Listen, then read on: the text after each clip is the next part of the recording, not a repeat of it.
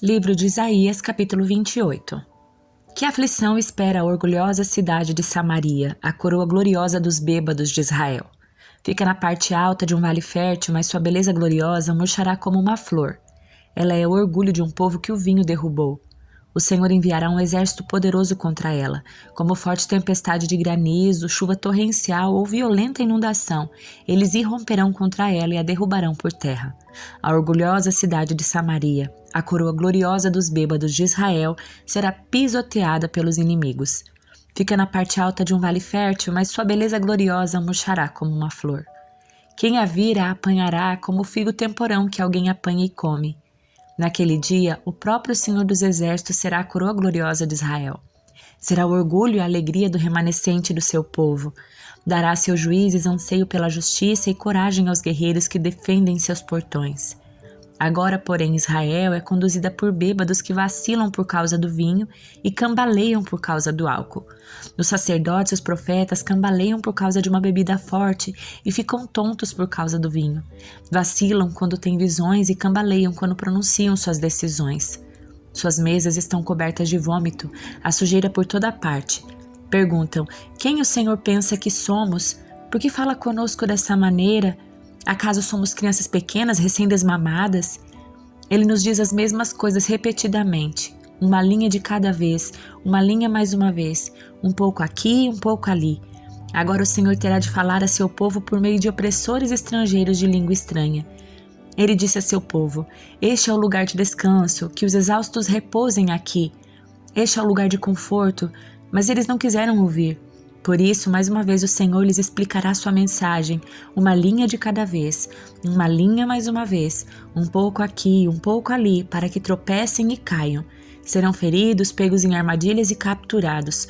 Portanto, ouçam essa mensagem do Senhor, vocês governantes zombadores em Jerusalém. Dizem: fizemos um acordo para enganar a morte, uma negociação para evitar a sepultura. A destruição que se aproxima jamais nos tocará, pois construímos um forte refúgio feito de mentiras e engano. Por isso, assim diz o Senhor soberano: vejam, ponho em Sião uma pedra angular, uma pedra firme e testada. É uma pedra angular preciosa sobre a qual se pode construir com segurança. Quem crer jamais será abalado. Provarei vocês com a corda de medir da justiça e com o prumo da retidão, porque seu refúgio é feito de mentiras. Uma tempestade de granizo o derrubará, porque é feito de engano, uma inundação o arrastará. Cancelarei o acordo que fizeram para enganar a morte. Acabarei com sua negociação para evitar a sepultura. Quando o terrível inimigo chegar, vocês serão pisoteados. A inundação virá repetidamente a cada manhã, dia e noite, até que sejam levados embora. Essa mensagem deixará seu povo aterrorizado. A cama que vocês fizeram é curta demais para se deitarem. Os cobertores são muito estreitos para se cobrirem. O Senhor virá como fez contra os filisteus no Monte Perazim e contra os amorreus em Gibeão. Virá para fazer algo estranho, para realizar um ato incomum, pois o soberano Senhor dos Exércitos disse claramente que está decidido a destruir toda a terra. Portanto, deixem de zombar ou seu castigo será ainda maior. Ouçam o que vou dizer, escutem e prestem muita atenção. Acaso o agricultor vive arando a terra, mas nunca semeia? Vive preparando o solo, mas nunca planta? Por fim, não lança sementes de endro, cominho, trigo, cevada e trigo candeal? Cada uma de uma maneira apropriada, cada uma em seu devido lugar? O agricultor sabe exatamente o que fazer, pois Deus lhe deu entendimento. Não se debulhe o endro com uma marreta, ele é malhado com uma vara. Não se passa uma roda de trilhar sobre o cominho, ele é batido de leve com uma ripa. É fácil moer o cereal para o pão, portanto ele não o soca demais. Ele o debulha sobre as rodas de uma carroça, mas não o tritura até virar pó. O Senhor dos Exércitos é excelente mestre e dá grande sabedoria ao agricultor. Livro de Jeremias, capítulos 35 e 36. O Senhor deu esta mensagem a Jeremias quando Jeoaquim, filho de Josias, era rei de Judá. Vá ao local onde moram os recabitas e convide-os para vir ao templo do Senhor. Leve-os para uma das salas internas e ofereça-lhes vinho. Então fui buscar Jazanias, filho de Jeremias e neto de Abazinias, e todos os seus irmãos e filhos que representavam todas as famílias dos recabitas. Levei-os ao templo do Senhor e fomos à sala dos filhos de Anã, filho de Gigdalias, homem de Deus. Ficava ao lado da sala usada pelos oficiais do templo, logo acima da sala de Maazéias, filho de Salum, porteiro do templo.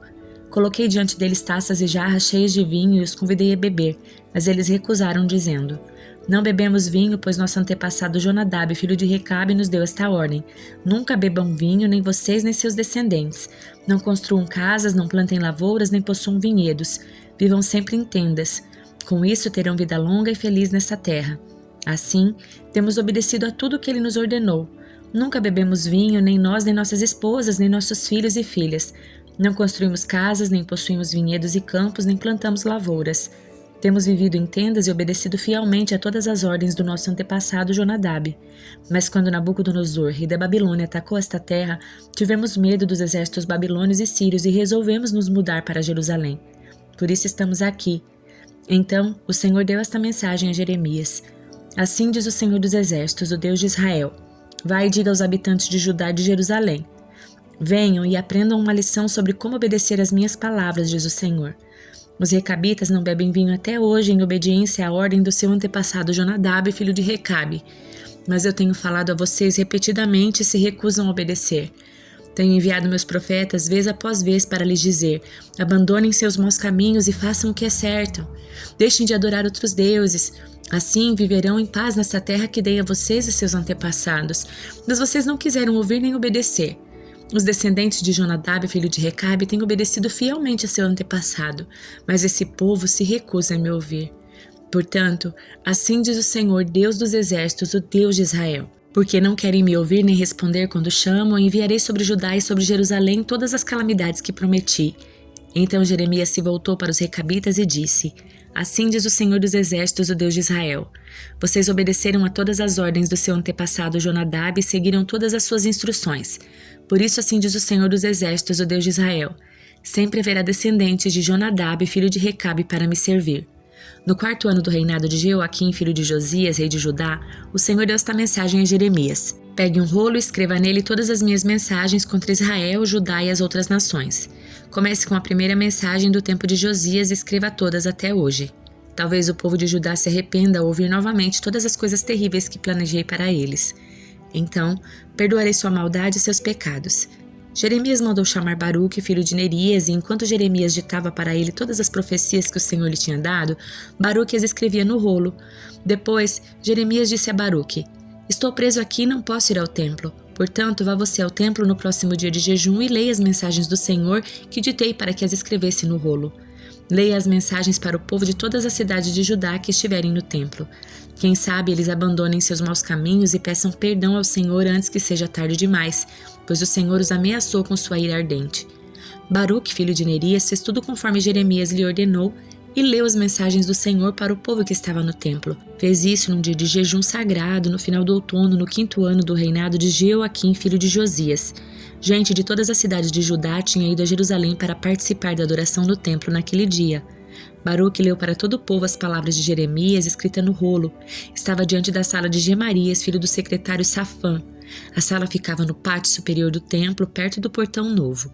Quando Micaías, filho de Gemarias e neto de Safã, ouviu as mensagens do Senhor escritas no rolo, desceu à sala do secretário no palácio, onde estavam reunidos os oficiais administrativos. Lá estavam o secretário Elisama, Delaías, filho de Semaías, Eunatã, filho de Aquibor, Gemarias, filho de Safã, Zedequias, filho de Ananias e todos os outros oficiais. Quando Micaías lhes falou as mensagens que Baruque estava lendo para o povo, os oficiais enviaram Jeudi, filho de Netanias, neto de Selemias e bisneto de Cusi, para dizer a Baruque: Venha e leia as mensagens para nós também. Então Baruque, filho de Nerias, pegou o rolo e foi até eles. Sente-se e leia o rolo para nós, disseram os oficiais, e Baruque fez o que pediram. Quando ouviram as mensagens, olharam uns para os outros assustados. Precisamos relatar ao rei o que ouvimos, disseram a Baruque. Mas primeiro, diga-nos como você recebeu essas mensagens. Vieram diretamente de Jeremias? Baruque explicou. Jeremias as ditou e eu as escrevi com tinta nesse rolo, palavra por palavra. Você e Jeremias devem se esconder.